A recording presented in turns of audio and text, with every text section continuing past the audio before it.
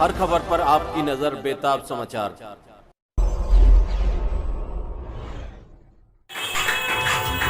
हमारे साथ मौजूद हैं दिल्ली प्रदेश सचिव हाशिम मलिक साहब। हाशिम मलिक साहब, आपका इस्तकबाल है बेताब समाचार में।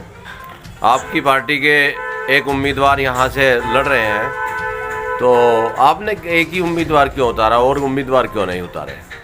सोशल डेमोक्रेटिक पार्टी एक आइडियोलॉजिकल पार्टी है, जहां उसका बेस कुछ होता है वहीं अपना कैंडिडेट उतारता है। और अल्हम्दुलिल्लाह मुस्तफाबाद वार्ड पे हमारा बहुत अच्छा यहाँ कैडर है, हमारे बहुत सारे मेंबर्स हैं, तो हमारा एक अच्छा बेस है यहाँ, इसलिए हमने यहाँ कैंडिडेट उतारा। नहीं, लोकतांत्रिक प्रक्रिया में जब तक आप चुनाव में नहीं जाएंगे तो लोग आपकी आइडियोलॉजी को कैसे समझेंगे? आपकी आइडियोलॉजी कैडर के लोग समझते हैं, दूसरे लोग क्यों नहीं समझ पाते? सोशल डेमोक्रेटिक पार्टी हमेशा ये फैसला करती है कि जहां हमारे कैडर्स वर्कर्स हों हम वहां इलेक्शन लड़ें। क्यों? क्योंकि बिना वर्कर के, बिना कैडर के, बिना मेंबर के इलेक्शन नहीं लड़ा जाता। इसलिए जहां हमारे कैडर और वर्कर्स होते हैं वहां हम इलेक्शन ज़रूर लड़ते हैं। तो आपका जो मैनिफेस्टो है उसमें ऐसी क्या बात है और क्या क्या ख़ास बात है जिससे लोग जुड़ें? वो उसकी ख़ास बात जो सबसे अहम है वो ये है कि भूख से आज़ादी और खौफ से आज़ादी, यह हमारा अहम मामला है। भूख से आज़ादी जब होगी जब हम मुत्तहिद हो जाएंगे और हम हुकूमत में साझेदारी कर लेंगे। खौफ से आज़ादी जब होगी जब हम हुकूमत में आके और हम हमारे जो यानी कानून बनेंगे, हम साथ बैठ के जब कानून बनाएंगे कि हमारे मुल्क के अंदर कोई खौफ की ज़िंदगी ना बिताए, कोई भूखा ना रहे। बहुत बहुत शुक्रिया। शाहिद राय साहब, आपकी भी मिसेज शाहीन शाहिद राय यहाँ से चुनाव लड़ रही हैं, तो SDPI यहाँ कितनी सीटों पर चुनाव लड़ रही है? दिल्ली के अंदर एक सीट पर चुनाव लड़ रही है SDPI जी, और वार्ड 243 जहाँ से हमारी बेगम शाहीन राय इलेक्शन लड़ रही है। आपके क्या क्या मुद्दे हैं चुनाव में?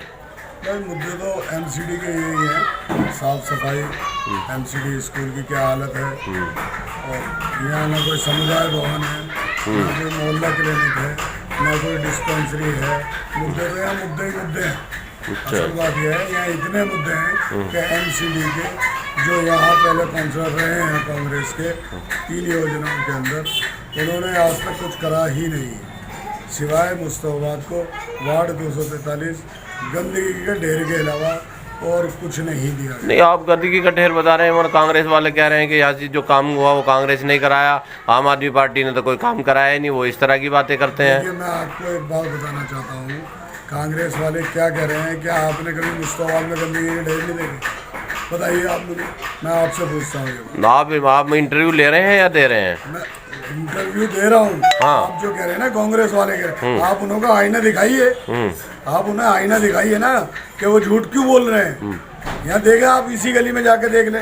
चलिए मैं दिखाता हूँ अभी आपको कितना कूड़ों का ढेर है। नहीं, आप तो कूड़ों के ढेर की बात कर रहे हैं, कूड़े का ढेर का जो है होगा, लेकिन जो भ्रष्टाचार का ढेर है वो भ्रष्टाचार का ढेर खत्म हो गया क्या यहाँ से? भ्रष्टाचार कौन कर रहा है? भ्रष्टाचार भी कांग्रेस कर रही है यहाँ। आम आदमी जो है वो विधायक है, काउंसलर तो नहीं है यहाँ पे। हम काउंसलर की लड़ाई लड़ रहे हैं। यहाँ पर जो इलेक्शन लड़ाई आ रहा है काउंसलर की, हक की लड़ाई लड़ी जा रही है, इंसाफ की, कि यहाँ जो भी काउंसलर आया उसने सिवाय घूसखोरी के और कोई काम नहीं किया। यानी आप ये कहना चाह रहे हैं जितने अब तक आए वो बेईमान थे? सब बेईमान है, खुले अल्फाजों में कह रहा हूँ। अच्छा, ये बात आपको, हाँ। वो लोग आते हैं 50 तो लाख आप जो है मतलब उन पे सब पे बेईमानी का आरोप लगा रहे हैं? सीधा है, भ्रष्टाचार अच्छा। है तो क्या है, बेईमान नहीं है तो क्या है, बताइए आप।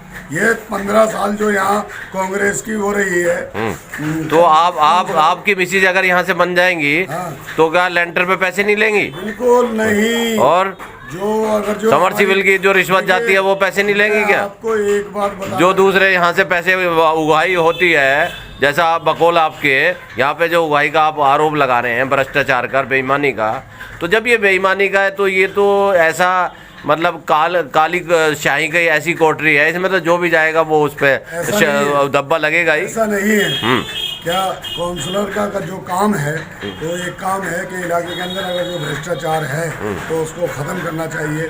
उसके अंडर में अगर जो नहीं आ रहा है तो उसके लिए आवाज़ उठानी चाहिए।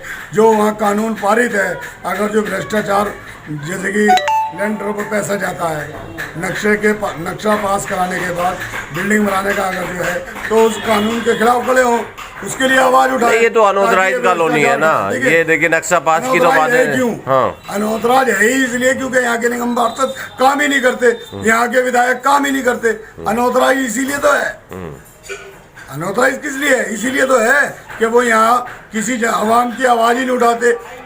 भाई एमसीडी के अंदर जो भी मामले आते हैं वो एक काउंसलर का फर्ज बनता है कि अगर जो वहाँ भ्रष्टाचार हो रहा है एमसीडी। चलिए कह रही है तो भ्रष्टाचार की बात हुई, चलिए आप अपने मतदाताओं को क्या संदेश देना चाह रहे हैं? हम मतदाताओं को ये संदेश देना चाहते हैं कि शाहीन राय को जिताएं और ऑटो के चुनाव चिन्ह पर निशान लगाएं, बटन दबाएं और उनको भारी बहुमत से जिताएं और उसके बाद एक एक काम एमसीडी का हर दरवाजे तक पहुंचेगा।